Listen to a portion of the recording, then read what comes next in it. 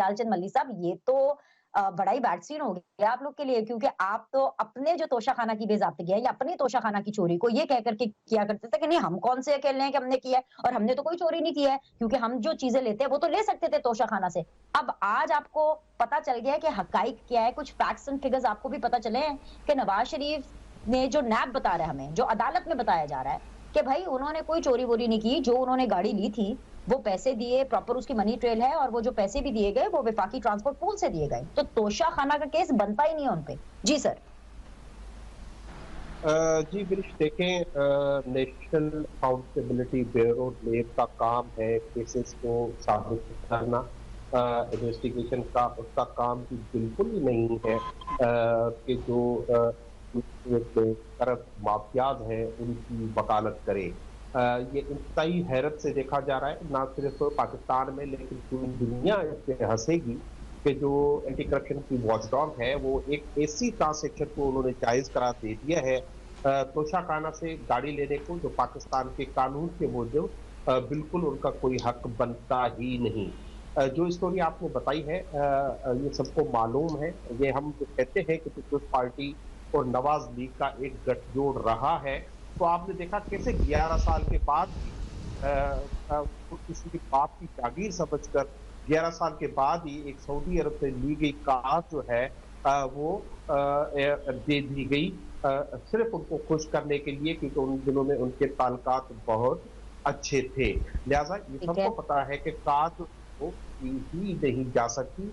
लिहाजा ये इनका गठजोड़ आज भी जारी है। एक तरफ ये हो रहा है तो दूसरी तरफ झूठे मुकदमात में जो भुट्टा बीबी है और इमरान खान साहब हैं उनको उन पे केसेस। अब हम झूठे केसेस इसलिए कहते हैं कि रिसेंटली राना सनाला साहब का जो स्टेटमेंट आई, उन्होंने कहा कि ये जो 3 सजाएं दी गई थी इमरान खान को वो गलत वक्त पे और गलत दी गई थी। उसमें अननेसेसरी हेस्ट किया गया और जल्दी में दी गई, यानी कि हमारे मुखालिफ जो है वो भी इस बात को कबूल कर रहे हैं कि ये सजाएं जो है वो उस वक्त पे गलत दी गई थी। और तीसरी तरफ आप देखें जहां पे इंसाफ की फराहमी शुरू होती है, इमरान खान साहब की बेल कंफर्म करने पे रावलपिंडी के एक जज के खिलाफ मरियम नवाज ने रेफरेंस भेज दिया है।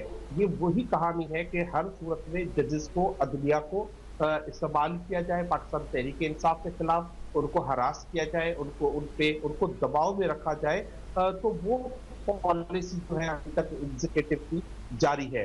तो लिहाजा हुँ। यकीनी तौर पे आपने जैसे देखा नवाज शरीफ को जो है एयरपोर्ट पे जाके कोर्ट के स्टाफ ने वेलकम भी किया था और चाहे बायोमेट्रिक की थी, वो लंदन प्लान के तहत वो सिलसिला अभी तक जारी है।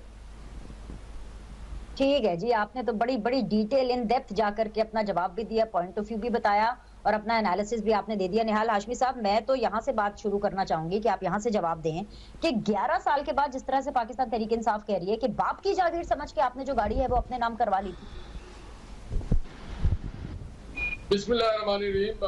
अव्वल तो मेरे इल्म में नहीं है, मैं आज के ताज़ा खबर या कल को मुझे नहीं मालूम, मेरे इल्म में नहीं है। मगर जो आपने बताया आपके इंटरव्यू में, उसको जब मैंने सुना तो आपने जो इंट्रो कराया उसमें जो मैंने सुना वो ये कि यूसुफ रजा गिलानी साहब ने गालिबन किसी मौके पे मोहम्मद नवाज शरीफ साहब को जो सेंट्रल पोल है उसके अंदर से गाड़ी दी थी, वो जो सऊदी अरब ने उन्हें दी थी तोहफतन।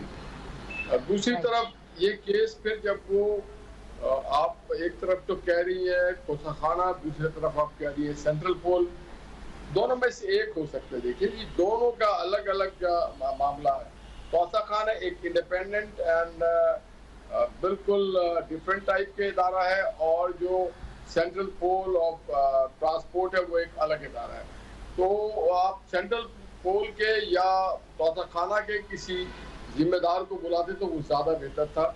सेंट्रल पोल से अगर कोई भी देखे, सरकार से आप ज़मीन भी खरीद लेते हैं, सरकार से आप मुख्तलिफ किस्म के लाइसेंस और परमिट भी ले लेते हैं, तो इसमें कोई ऐसी चीज़ नज़र नहीं आती। हाँ, अगर ये तोशाखाना का मामला होता तो फिर हमें देखना पड़ता कि ये एक तरफ एक मामला है, दूसरी तरफ दूसरा मामला है।